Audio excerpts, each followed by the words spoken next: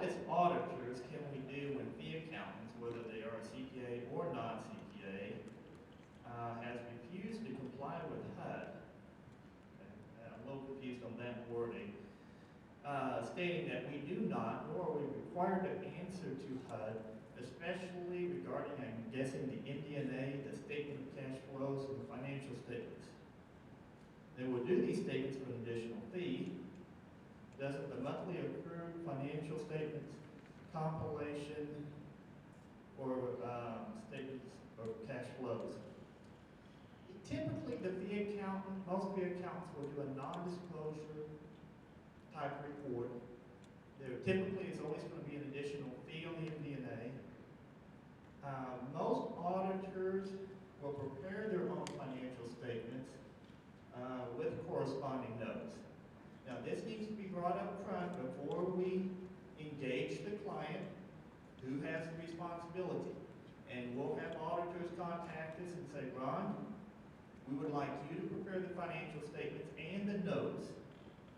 Great. We know our responsibility. We have our own contract with the housing authority saying this is what we do, this is the hourly rate, these are our charges. Okay? Some auditors come back and say, we would rather prepare the notes in our financial statement format because this is what we're comfortable with, right? So, from a HUD perspective, I don't see, how can you protect the auditor? I just think you have to be upfront and see who's going to have what responsibilities. Now, we've been caught in the middle of these. I'll have an auditor will send us the audit report, and we upload the audit report, and then what ends up happening is we see the audit report is going to be wrong. It's going to be rejected. They didn't use the right format, the right letters. We see this. Well, then the audit gets rejected. PHA gets stuck in the middle, right? So we're trying to explain to the client, you know what, we don't think this audit is going to be accepted.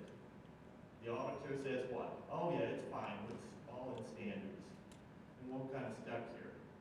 Now, you're talking about, the fee accountant did the audit in REAC and was challenged. And I'm assuming that's what you meant, that the financial statements were challenged. And so now all of a sudden, who has to answer the questions, right? Well, it comes back to the housing authority. Whether the housing authority wants to have the fee accountant, but if the auditor is the one who sent us the statements, we're going to say what? Go back to the auditor. Right? They're not our statements. Now, we do a quick review of them, and some auditors want us to do a SAS 112 review, looking at it from a GAAP perspective, making sure all the notes are disclosed correctly, the format is correct, and that's great. Some, they don't ask for that. If they don't ask for it, we're not going to do it because we're going to charge the client. Ron, sorry, Han. A couple of comments further on Ron's point. First of all, the last part of the question, is there any HUD guideline that protects the PHA from these issues like me? My answer to that is yeah. The HUD guideline is that the financial statements are the client's responsibility. Plain and simple. It's always been that way. If they don't get filed, if your auditor doesn't file it, who takes the heat for it? The housing authority. Now, so HUD's going to say to the housing authority in every case, they're your statements, and that's just because they understand the theory. And you're going to go, well, it's not my fault. My auditor's a pig. He won't file them, right? Whatever, right? He's dragging his feet. Ron's in the Bahamas now. And they're going to say, it's not my fault. And you're going, it's not my fault. HUD says, it's your fault. They're your financial statements. It's your job to manage your relationship with Ron or whoever. So here's the point again about financial statements. Look, in the world now of the independence rules, we didn't talk much about this yesterday. All non-audit services have to be identified up front, and PPC now will tell you. I did this last year. I looked at PPC since then. PPC now agrees with me. In that engagement letter, they're going to ask you to list even fees separate for non-audit services. Preparation of the financial statements, if not done by the client or the fee accountant, if that is not understood, you need to be separating that out because now it's a clearly defined non-audit service. And like I said, PPC is even asking you to show those separately in your bill and your engagement letter. So they'll go, here's our fee for the audit, and by the way, we do 4 non-audit services, return, whatever, right? Here's each non-audit service, and here's the fee for that. And people tell me, I'm not disclosing the fee from a non-audit services because then the client will go do it. And I'm going, great, and you know what I'm going to tell you? Now my audit fee goes up a little bit because now I have to review all that. And It's not going to change the fee per se. The difference is, I did it so I don't have to review it. You did it, I have to review it. It's just a matter of responsibility. Who's taking responsibility for it? So. And we have started hearing firms talking about having separate engagement letters for those non-audit services as trying to document that management can oversee the process of the preparation of these financial statements and keep it completely separate from that scope. Not required, by the way. I mean, Ron and I would agree with that. It's not required. Some people are separating it out just to have a clear distinction between engagements. Just like their current AUP for the REAC, a lot of people will do a separate engagement letter for that because it is a separate engagement. But the non-audit services thing now, especially statement preparation, becomes a critical thing to get highlighted. You should not go through an engagement and get to this point and not know who's responsible for preparing the financial statements or having confusion. Sorry.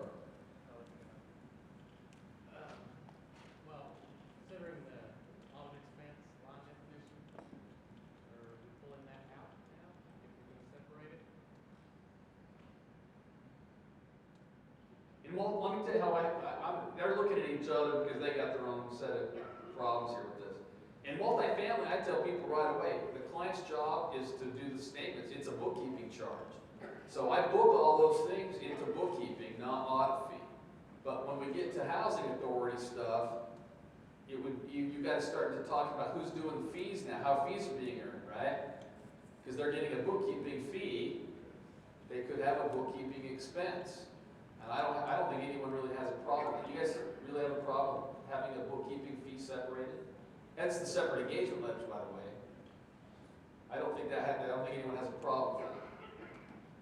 No, and we were kind of talking back and forth a little bit, and the whole purpose of that audit line is to get that cost of the audit on that line, and it's a personal opinion only, because I haven't really thought through that a little bit. That maybe it'd be fine to be included in the audit cost. I mean, it would be consistent throughout. You're not going to year get funded year, for but it. that's only a personal. I haven't even thought through that issue to see that. Yeah, in multifamily, my preference, and I guess we would say personally again, my preference is it goes to bookkeeping because I'm tired of having audit fees be lots of different things for different people. So I'm saying audit is my attest function. The other services go on bookkeeping, and that's how I like it. But that's why I do it. What are you laughing at, Chris? Yeah, what, can I add one thing to that? Yes. A lot of times in the beginning, you don't know you're going to do those services, and then you go in there and you got to do hours and hours of reconciliation work, so it's pretty tough sometimes. Yeah. That's why we stay away from detailing it in the engagement line. Yeah, and the answer to that now is, as you move forward into the yellow book, you're going to have to come up with the documentation that we did it anyway, ultimately, right? So he's going to have to backfill his documentation for that. So it's not an avoidance of it, it's just I don't know it at the time, but when you get there, you're going to go back and do all that. But Les, would you agree that if Gene did designate those separately from the audit activities, they wouldn't be recorded as part of the audit? I wouldn't require them to be that because it's a separate engagement. I mean, it is separate under our rules. He is required to show that difference in his billing so that it's clear that it's a non-audit service, not an attest engagement. That's the key thing for Gene or the CPAs here. And the key, again, as Ron said, it's who's taking.